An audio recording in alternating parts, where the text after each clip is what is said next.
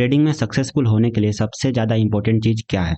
मैं बोलूँगा कि अगर आप चार्ट अच्छे से रीड कर पाते हो, आप अच्छे से ट्रेंड एनालाइज कर पाते हो, आप मार्केट का लो, मार्केट का हाई अच्छे से फाइंड कर पाते हो, तो आई थिंक आप एक स्टेप क्लोजर हो जाओगे सक्सेसफुल ट्रेडर बनने के लिए। और हालांकि मैंने 2 वीडियोस ऑलरेडी इस पर बना रखे हैं। मैंने मार्केट स्ट्रक्चर का बेसिक आपको बताया, फिर मैंने आपको हायर टाइम फ्रेम और लोअर टाइम फ्रेम को किस तरीके से कॉम्बिनेशन में यूज करना है, उसके ऊपर एक डेडिकेटेड वीडियो बनाकर आपको दिखाया। बट आई थिंक उसके बाद भी बहुत लोगों को डाउट हो रहा था कि चार्ट पर एक्चुअली कैसे इसको यूज करना है, कैसे मार्केट में ब्रेक ऑफ स्ट्रक्चर मार्क करना है, कहाँ पर चेंज ऑफ कैरेक्टर मार्क करना है, कौन सा टाइम फ्रेम यूज करना है, कौन सा लो इंपॉर्टेंट है, कौन सा हाई इंपॉर्टेंट है। मतलब बहुत सारे डाउट यहाँ पर हैं। तो बेसिकली ये जो वीडियो होने वाली है इन सारे डाउट को क्लियर करने के लिए होने वाली है। और एक्चुअली में हम लोग चार्ट पर ज्यादा फोकस करेंगे। मैं आपको एक प्रॉपर एनालिसिस करके दिखाऊंगा कि किस तरीके से आपको चार्ट पर इसका यूज करना है।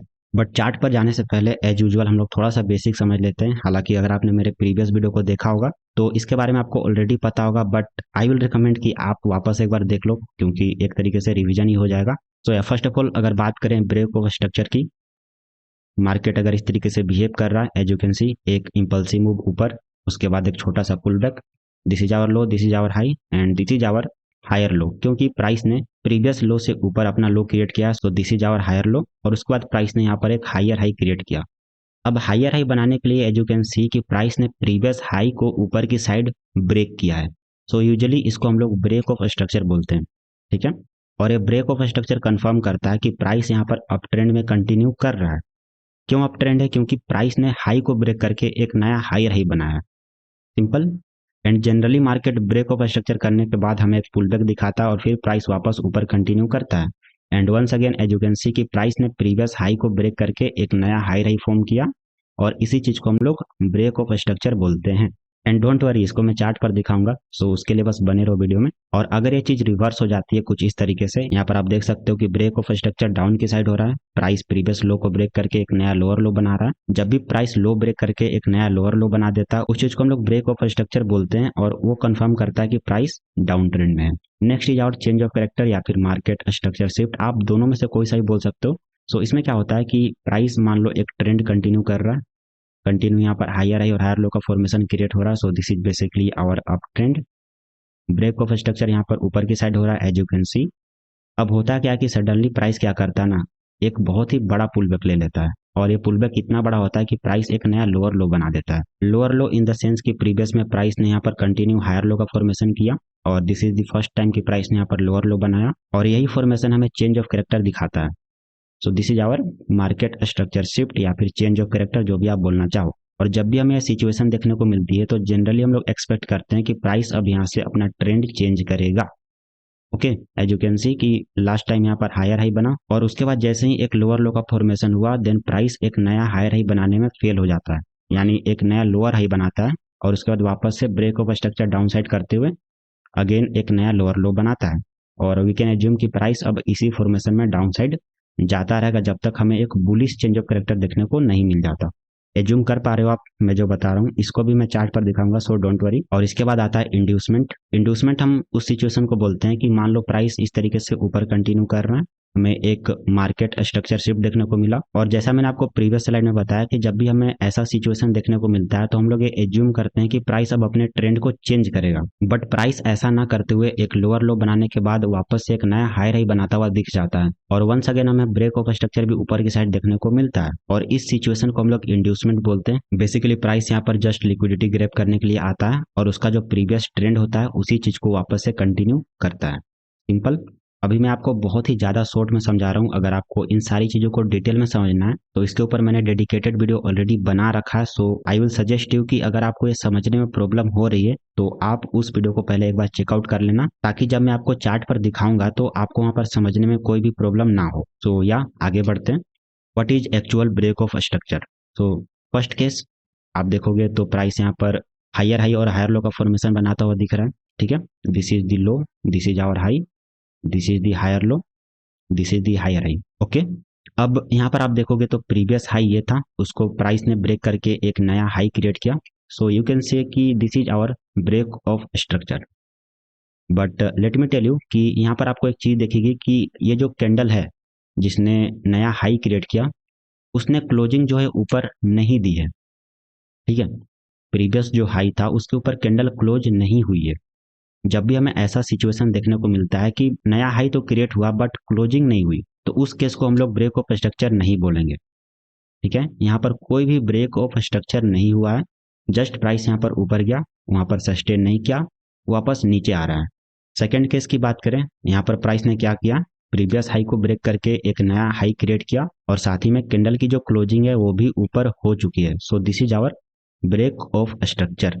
सो कहने का यह मतलब हुआ कि जब भी आप ब्रेक ऑफ स्ट्रक्चर मार्क कर रहे हो, सो उस केस में कैंडल का जो क्लोजिंग है वो बहुत ही ज्यादा इंपॉर्टेंट है। अगर क्लोजिंग नहीं हो रही है तो आप वहां पर कभी भी ब्रेक ऑफ स्ट्रक्चर कंसिडर नहीं कर सकते। Now this same rule will be applied to change of character और मार्केट स्ट्रक्चर शिफ्ट। अभी के लिए देखो, ये हाई था, प्राइस यहाँ से नीचे गया, वापस से एक नया हाई बनाया, लेकिन कैंडल यहाँ पर क्लोजिंग नहीं दी है। और अकॉर्डिंग टू द रूल, अगर कैंडल यहाँ पर क्लोज नहीं हुई है तो यहाँ पर कोई भी ब्रेक ऑफ स्ट्रक्चर नहीं हुआ है। प्राइस वापस से डाउन आया, वापस से एक नया हाई बनाया और यहाँ पर क्या हुआ कि प्रीवियस जो हाई था उसके ऊपर कैंडल ने क्लोजिंग दे दी है। सो this is our break of structure. Break of structure देने के बाद प्राइस में बहुत ही बड़ा फॉल देखने को मिला और ये फॉल इतना ज्यादा था कि प्राइस ने प्रीवियस लो के नीचे ही जाकर क्लोजिंग दे दी। यानी यहाँ पर प्राइस जो है अपना कैरेक्टर चेंज करता हुआ दिख रहा है। प्राइस यहाँ पर अपसाइड जा रहा था, सडनली एक बहुत बड़ा फॉल हुआ, प्राइस ने यहाँ पर एक नया लोअर लो बनाया और इसी सिचुएशन को हम लोग चेंज ऑफ कैरेक्टर या फिर मार्केट स्ट्रक्चर शिफ्ट बोलते हैं। मैंने यहाँ पर एमएसएस लिखा हुआ है, आप कोच भी लिख सकते हो, it's all up to you. तो आउटकम इज कि जब भी आप ब्रेक ऑफ स्ट्रक्चर मार्क कर रहे हो या फिर चेंज ऑफ कैरेक्टर मार्क कर रहे हो तो आपको वहां पर कैंडल की क्लोजिंग देखनी है। अगर क्लोजिंग नहीं हो रही है तो आप वहां पर ना ही ब्रेक ऑफ स्ट्रक्चर मार्क करोगे ना ही चेंज ऑफ कैरेक्टर मार्क करोगे। बात करें अगर इंड्यूसमेंट की, तो इंड्यूसमेंट के केस में क्या होता है कि प्राइस जस्ट लिक्विडिटी लेने आता है। वहां पर कैंडल की क्लोजिंग बिल्कुल भी इंपॉर्टेंट नहीं है क्योंकि प्राइस को वापस से रिवर्स ही करना है। सो वहां पर कैंडल क्लोज दे ना दे उससे क्या फर्क पड़ता है। लेकिन अगर मार्केट का कैरेक्टर चेंज हो रहा है, ठीक है, पूरा एक रिवर्सल अगर आने वाला है, तो सेलर्स में इतना स्ट्रेंथ होना चाहिए कि कैंडल की क्लोजिंग भी एटलीस्ट प्रीवियस लो के नीचे हो। तभी तो हम लोग ये कंफर्म करेंगे ना कि हाँ, यहाँ पर सेलर्स स्ट्रॉन्ग है और शायद यहाँ पर प्राइस डाउन ट्रेंड जा सकता है। आई होप आप समझ पा रहे हो। सो अब आगे बात करते हैं strong comma weak high and lows. ये भी बहुत इंपॉर्टेंट है, इसको भी समझ लो। So as you can see कि जब भी प्राइस अप ट्रेंड में होता है उस केस में जो लो होता है वो स्ट्रॉन्ग होता है। स्ट्रॉन्ग क्यों होता है? क्योंकि वो प्रीवियस हाई को ब्रेक कर पा रहा है। एज यू कैन सी कि ये जो लो बना वो प्रीवियस हाई को इजिली ब्रेक करता हुआ एक नया हायर हाई फॉर्म कर देता है। लेकिन ये जो हायर हाई बना इसमें इतना स्ट्रेंथ नहीं है कि प्राइस को इतना नीचे लेकर जा सके कि एक नया लोअर लो बन जाए। प्राइस यहाँ से ऑब्वियसली डाउन आता है क्योंकि pull back is important to continue any trend. लेकिन जो हाई बन रहा है वो वीक है, तो प्राइस एक नया हायर लो बनाकर ही वापस से एक नया हायर हाई का फॉर्मेशन कर देता है और इसका अपोजिट हो जाता है डाउन ट्रेंड में। जब भी मार्केट डाउन ट्रेंड में होता है उस केस में जो हाई होता है वो स्ट्रॉन्ग होता है और जो लो होता है वो वीक होता है। एज यू कैन सी कि एक लोअर हाई प्रीवियस लो को ब्रेक कर दे रहा है इजिली, लेकिन जो लो बन रहा है वो प्रीवियस हाई को ब्रेक नहीं कर पा रहा है और इसी फॉर्मेशन में प्राइस डाउन ट्रेंड में कंटिन्यू कर रहा है। और इसका यूज कैसे करना है ऑब्वियसली मैं आपको बताऊंगा जब मैं आपको चार्ट पर दिखाऊंगा। अब last thing, real market behaviour. So basically अब तक जो भी आपने देखा लाइन चार्ट में कि प्राइस बहुत ही स्मूथली लोअर हाई या फिर हायर हाई बनाता हुआ ऊपर या फिर नीचे जा रहा है, लेकिन रियलिटी में मार्केट उस तरीके से बिहेव नहीं करता है। वो सारी बुकिश लैंग्वेज है। लेकिन जब आप रियलिटी में मार्केट में देखोगे तो मार्केट कुछ इस तरीके से बिहेव करता हुआ दिखता है आपको। ठीक है, और आप यहाँ पर टोटली कंफ्यूज हो जाओगे कि प्राइस यहाँ पर अप ट्रेंड में है या फिर डाउन ट्रेंड में है। एंड अगर आपको एक्चुअली में चार्ट अच्छे से एनालाइज करना है तो आपको सबसे पहले यह फाइंड आउट करना होगा कि यहाँ पर कौन सा हाई या फिर कौन सा लो इंपॉर्टेंट है। अगर आप ये प्रिडिक्ट नहीं कर पा रहे हो, ये फाइंड आउट नहीं कर पा रहे हो, तो आप चार्ट अच्छे से रीड नहीं कर पाओगे। आप यहाँ पर ट्रेंड भी फाइंड नहीं कर पाओगे कि ये ट्रेंड कौन सा है। सो अगर इस चार्ट की बात करें तो सबसे पहले यहाँ पर लो बना, यहाँ पर हाई बना, एक हायर लो बना और उसके बाद एक हायर हाई बना। यहाँ तक आप सभी लोगों को समझ में आ रहा होगा। मेन प्रॉब्लम आएगी यहाँ से जब प्राइस कुछ इस तरीके से बिहेव करना स्टार्ट करेगा। बहुत ही छोटे छोटे स्विंग देखने को मिलेंगे और आप यहाँ पर टोटली कंफ्यूज हो जाओगे कि क्या है ये। तो लेट मी टेल यू कि यहाँ पर आपको इम्पल्सिव मूव और पुल बैक के बारे में समझना होगा। जब भी प्राइस एक ब्रेक ऑफ स्ट्रक्चर दिखाता है सो जनरली उसके बाद हम लोग एक पुल बैक एक्सपेक्ट करते हैं। कई बार प्राइस स्मूथली नीचे आता है, वापस से ब्रेक ऑफ स्ट्रक्चर करके ऊपर चला जाता है, लेकिन मोस्टली क्या होता है ना कि प्राइस कुछ इस तरीके से भी बिहेव करता है। तो इस चीज को कैसे डील करना है आपको मैंने चेंज ऑफ कैरेक्टर के बारे में बताया या फिर मार्केट स्ट्रक्चर शिफ्ट के बारे में बताया।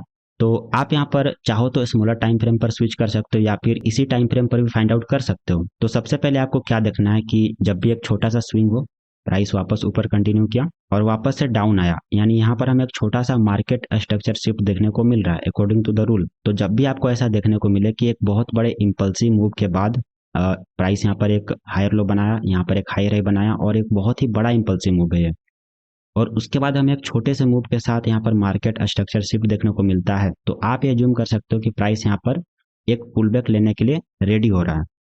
और ओवरऑल जो ट्रेंड है, अगर ओवरऑल ट्रेंड की बात करें तो वो तब तक अप ट्रेंड में कहलाएगा जब तक कि जो इम्पल्सिव मूव का हायर लो है प्राइस उसके ऊपर कंटिन्यू कर रहा है।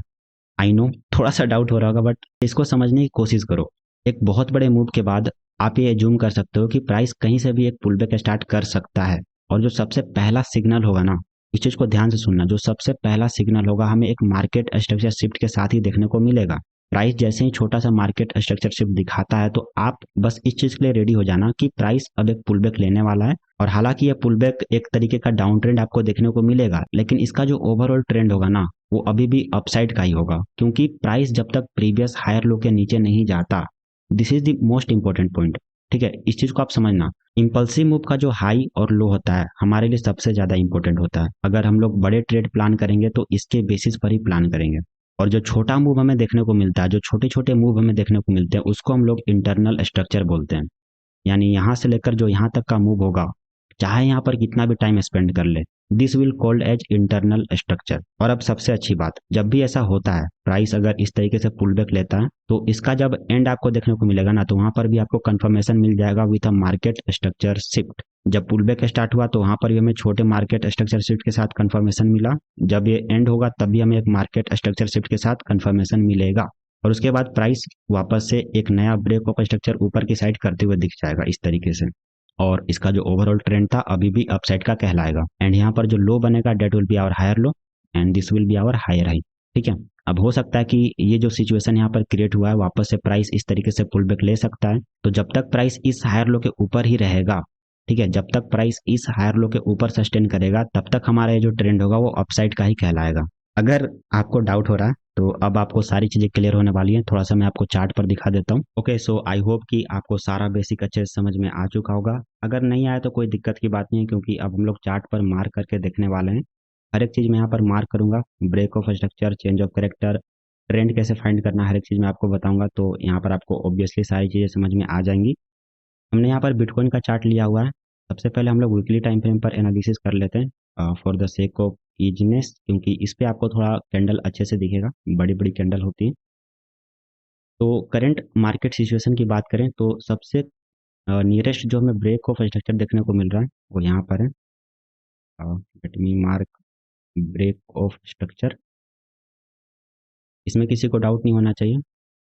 प्राइस ने प्रीवियस हाई को ब्रेक करके एक नया हाई क्रिएट किया, कैंडल भी क्लोज यहाँ पर दे चुकी है। अब इस चीज को ध्यान से समझना, प्राइस ने इस हाई को ब्रेक करके एक ब्रेक ऑफ स्ट्रक्चर दिया है, तो इस हाई के बाद जो सबसे लोएस्ट पॉइंट होगा जिसके कारण ब्रेक ऑफ स्ट्रक्चर हुआ है वो हमारा इंपॉर्टेंट लो होगा। इसको आप कंसीडर कर सकते हो, this is our important low. Let me mark it the low. ठीक है, उसके बाद प्राइस ने एक हाई क्रिएट किया राइट हियर। ठीक है, दिस इज आवर हाई। यहाँ पर स्टेप बाय स्टेप मैं आपको बता रहा हूँ, हर एक चीज़ आप समझोगे तभी आपको समझ में आएगा किस तरीके से आप ट्रेंड फाइंड कर सकते हो, किस तरीके से मार्केट का क्या कंडीशन है उसको आप फाइंड कर सकते हो। तो this is right here our high. अब आप याद करो कि मैंने लाइन चार्ट पर आपको दिखाया था कि after a break of structure हम लोग एक पुल बैक एक्सपेक्ट करते हैं। ठीक है, और पुल बैक का कंफर्मेशन हमें कैसे मिलता है? With a change of character. मैं यहाँ पर मार्केट स्ट्रक्चर शिफ्ट यूज करता हूँ, आप इसको चेंज ऑफ करेक्टर ही बोल सकते हो। अब चेंज ऑफ करेक्टर हमें कैसे कंफर्म हुआ? देखो, प्राइस यहाँ से ऊपर आया, थोड़ा सा पुल बैक लिया, वापस ऊपर जाने की कोशिश किया, यानी एक ब्रेक ऑफ स्ट्रक्चर देने की कोशिश किया, लेकिन क्लोजिंग नहीं हुई। और जैसा मैंने बताया था कि अगर कैंडल क्लोज नहीं होती है तो आप वहाँ पर कभी भी ब्रेक ऑफ स्ट्रक्चर कंफर्म नहीं करोगे। ठीक है, तो यहाँ पर प्राइस ने क्या किया कि जस्ट यहाँ पर एक लिक्विडिटी ग्रैब हमें देखने को मिला। इस चीज़ को आप इंड्यूसमेंट भी बोल सकते हो, बट जनरली मैं यहाँ पर लिक्विडिटी ही बोलता हूँ कि प्राइस ने यहाँ पर लिक्विडिटी स्वीप की। उसके बाद प्राइस डाउन आया, जो सबसे लोएस्ट पॉइंट था प्राइस ने उसको भी क्रॉस किया। This signifies a market structure shift और change of character with this candle. हम लोग इस कैंडल के क्लोजिंग पर ही कंफर्म करेंगे कि प्राइस ने यहाँ पर चेंज ऑफ कैरेक्टर किया है। प्रीवियस कैंडल की बात करें तो प्राइस यहाँ पर डाउन जरूर आया था, लेकिन आप क्लोजिंग देखो तो क्लोजिंग ऊपर हुई है। इंड्यूसमेंट का केस अलग है, इंड्यूसमेंट में क्लोजिंग हो भी सकती है, क्लोजिंग नहीं भी हो सकती, वो इतना इंपॉर्टेंट नहीं होता। अब देखो, अब आपको कुछ वैसा सा ही पैटर्न दिख रहा होगा जैसा मैंने आपको लाइन चार्ट पे दिखाया था। अगर मैं इसका यूज करूं, प्राइस इस तरीके से ऊपर आता है, pull back, break of structure, down. अब छोटे छोटे मूव के साथ प्राइस नीचे आना स्टार्ट कर रहा है। जैसा मैंने बताया था कि जब प्राइस पुल बैक लेगा तो वो सिग्नल देगा with a market structure shift. एक छोटे मार्केट स्ट्रक्चर शिफ्ट के साथ सिग्नल हमें मिलता है, और यहाँ पर प्राइस ने ऑलरेडी ये सिग्नल दे दिया है with this market structure shift. अब आपने अगर मेरी बातों को ध्यान से सुना, जो भी मैंने आपको प्रीवियसली बताया है, तो आपको याद होगा कि ये तब तक कंटिन्यू होगा, ये ट्रेंड तब तक कंटिन्यू हो सकता है जब तक हमें एक बुलिश मार्केट स्ट्रक्चर शिफ्ट देखने को नहीं मिल जाता, कुछ इस तरीके से। अभी मैं आपको एक बहुत ही मजे की चीज बताऊंगा, सो उसके लिए रुकना। This will be our market structure shift, but bullish market structure shift. And अगर आपने मेरी बातों को और ज़्यादा ध्यान से सुना है तो आपको याद होगा कि जब तक प्राइस इस लो के नीचे नहीं जाता तब तक इसका ओवरऑल ट्रेंड अपसाइड का ही कहलाएगा। रिमेंबर द चार्ट, जो मैंने आपको लाइन चार्ट पर दिखाया था, उस चीज़ को याद करो। कुछ वैसा सा ही पैटर्न यहाँ पर दिख रहा होगा। अगर मैं आपको कैंडल हटाकर दिखाऊं, जस्ट लाइन चार्ट, तो अभी ये फॉर्मेशन कंटिन्यू हो रहा है, अभी आधा दूर ये पहुंचा है, लेकिन आई होप कि प्राइस इस तरीके से कंटिन्यू कर सकता है अकॉर्डिंग टू द स्ट्रक्चर।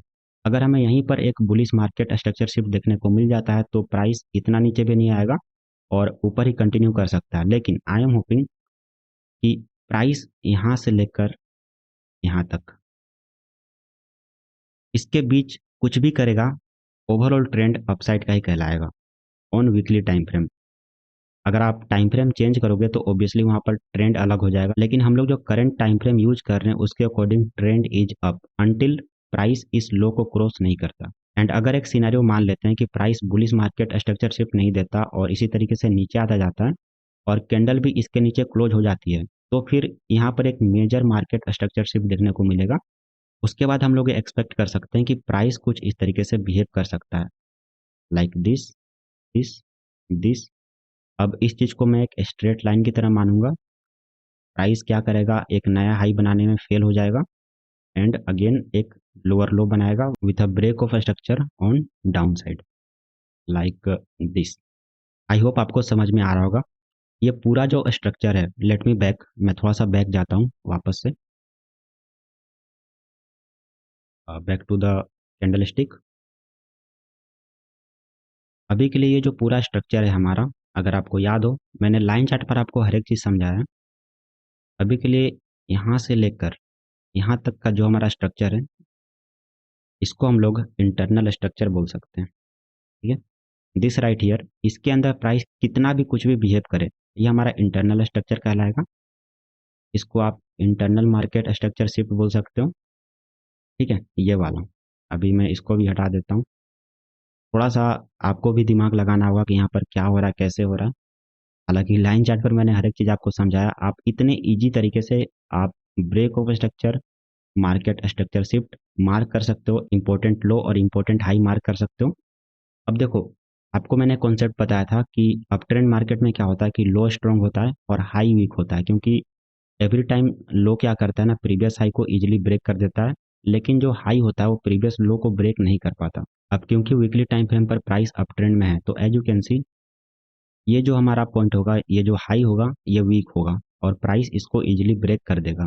और इसका यूज आप कैसे करोगे, मान लो कि अब प्राइस यहाँ पर पुल बैक ले रहा है डाउन साइड में, ठीक है, इस तरीके से नीचे आ रहा है, और यहाँ पर आने के बाद हमें एक बुलिश मार्केट स्ट्रक्चर शिफ्ट देखने को मिलता है और आपको कोई सिग्नल भी मिलता है कि प्राइस अब यहाँ से ऊपर जाएगा, तो आप क्या कर सकते हो कि आप इस वीक हाई को टारगेट कर सकते हो। क्योंकि आपको पता है कि अगर मार्केट यहाँ पर एक स्ट्रॉन्ग लो क्रिएट करता है तो ऑब्वियस सी बात है वो स्ट्रॉन्ग लो क्या करेगा, प्रीवियस का जो वीक हाई है उसको इजीली क्रॉस कर देगा, क्योंकि ये कमजोर है और जो लो बनेगा वो स्ट्रॉन्ग बनेगा। अगर यहाँ पर एक बुलिश मार्केट स्ट्रक्चर शिफ्ट हमें देखने को मिल जाता है कुछ इस तरीके से, लेट से प्राइस इस तरीके से कंटिन्यू कर रहा है तरीके से, देन आपको एक बुलिश मार्केट स्ट्रक्चर शिफ्ट यहाँ पर देखने को मिल जाता है। Right like this. थोड़ा इसको मैं छोटा कर दूं ताकि आप पढ़ पाओ। ठीक है, आपको यहाँ पर कोई बाइंग सिग्नल भी अगर देखने को मिल जाता है तो आपको ये कंफर्मेशन मिल जाएगी अब यहाँ पर जो लो क्रिएट हुआ है, this is right here our strong low.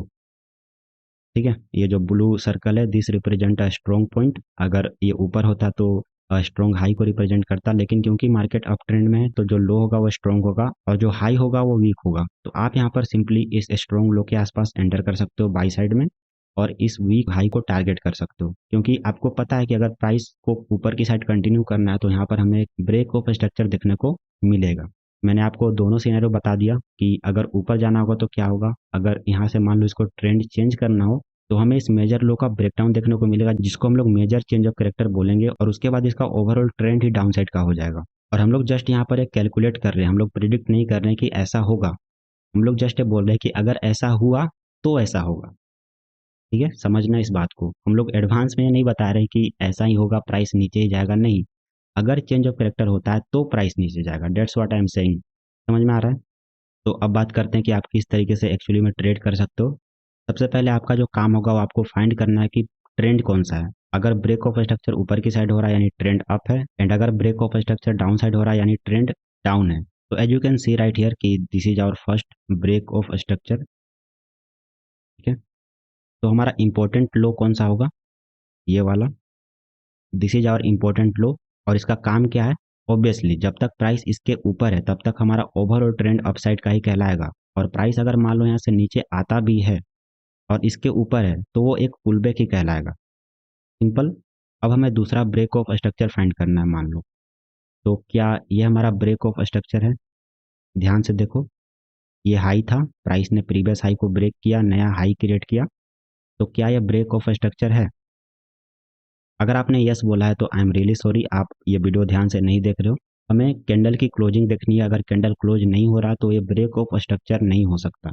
And you can see कि कैंडल यहाँ पर क्लोज हुआ ही नहीं, ऊपर गया, नया हाई क्रिएट किया, बट वापस नीचे आकर ही क्लोज हुआ, तो ये ब्रेक ऑफ स्ट्रक्चर नहीं हो सकता। लेकिन क्या ये हमारा ब्रेक ऑफ स्ट्रक्चर है वापस से? बताओ।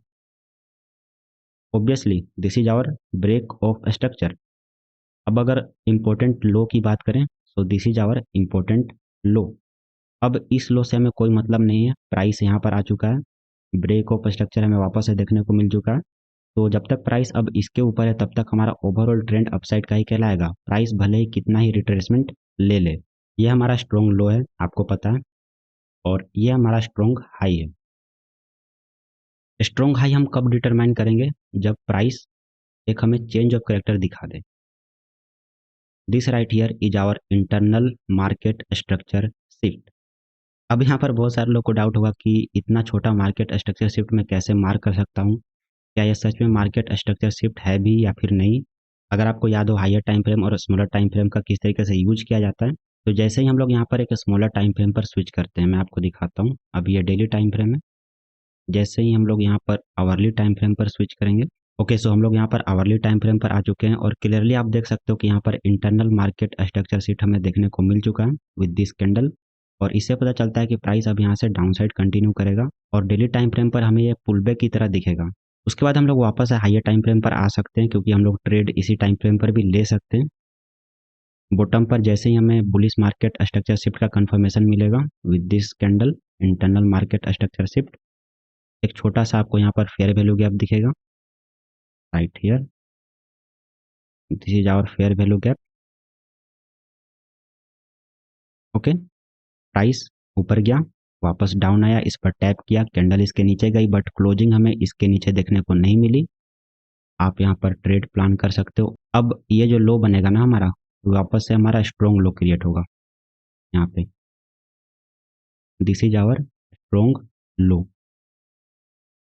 ठीक है, जैसे ही आपको स्ट्रॉन्ग लो मिल जाता है, स्ट्रॉन्ग लो क्यों मिला, क्योंकि यहाँ पर बुलिश मार्केट स्ट्रक्चर शिफ्ट हुआ और ट्रेंड भी अपसाइड का है। आप यहाँ पर एंट्री प्लान करोगे, आपका टारगेट होगा वीक हाई, क्योंकि अप ट्रेंड है तो हाई जो है हमारा वीक है और प्राइस इसको ब्रेक करेगा। You can catch this type of move easily. आप यहाँ पर 1:4 से भी ज़्यादा का रिस्क रॉड के साथ ट्रेड कर सकते हो। आई नो कि प्राइस यहाँ पर बहुत ज़्यादा ऊपर गया, बट रूल के अकॉर्डिंग आपका जो टारगेट होगा वो यहाँ तक का ही होगा। सिंपल, बहुत ही सिंपल स्ट्रेटेजी है, बहुत ही सिंपल टू यूज है। आपको बस ट्रेंड फाइंड करना है, वीक हाई और स्ट्रॉन्ग हाई, वीक लो या फिर स्ट्रॉन्ग लो को फाइंड करना है, और जैसे ही बुलिश मार्केट स्ट्रक्चर शिफ्ट या फिर बेरिश मार्केट स्ट्रक्चर शिफ्ट होता है according to the trend, obviously up trend में बुलिश मार्केट स्ट्रक्चर शिफ्ट और डाउन ट्रेंड में बेरिश मार्केट स्ट्रक्चर शिफ्ट देखने को मिलता है, तो आप वहाँ पर ट्रेड प्लान कर सकते हो। एंड ऑब्वियसली आप एंट्री रिफाइन करने के लिए और ज़्यादा टूल्स यूज कर सकते हो, लाइक ऑर्डर ब्लॉक या फिर फेयर वैल्यू गैप, लेकिन उसके लिए आपको उसका पूरा कंसेप्ट पता होना चाहिए, जिसके बारे में मैंने ऑलरेडी वीडियो बना रखा है, आपको यहाँ पर स्क्रीन पर दिख रहा होगा। आप चाहो तो ये ऑर्डर ब्लॉक वाली वीडियो देख सकते हो, बहुत ज़्यादा हेल्प आपको मिलेगी। तो डेट्स इट। अगर आपको वीडियो पसंद आया हो तो लाइक कर सकते हो, एंड हम लोग बहुत ही ज़्यादा करीब है 1000 सब्सक्राइबर के, सो अगर आपने सब्सक्राइब नहीं किया तो आप कर सकते हो, it will mean a lot to me.